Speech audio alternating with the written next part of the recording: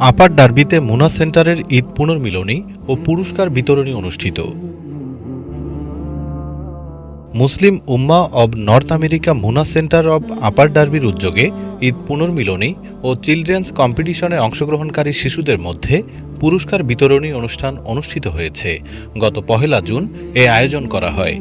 Pennsylvania south চ্যাপ্টারের সভাপতি বেলাল মিয়ার সভাপতিত্বে এবং সেক্রেটারি মোহাম্মদ এনামুল আলমের সঞ্চালনায় অনুষ্ঠানের কার্যক্রম পরিচালিত হয়। অনুষ্ঠানে প্রধান অতিথি হিসেবে উপস্থিত ছিলেন মাওলানা আব্দুল আউয়াল। তিনি তার বক্তব্যে ঈদুল আজহার তাৎপর্য, মুসলিম উম্মার দায়িত্ব ও ইসলামী মূল্যবোধের গুরুত্ব তুলে ধরেন। অনুষ্ঠানে এলাকার বিশিষ্ট ব্যক্তিবর্গ, চিলড্রেন ডিপার্টমেন্টের দায়িত্বশীলগণ এবং অভিভাবকেরা উপস্থিত ছিলেন।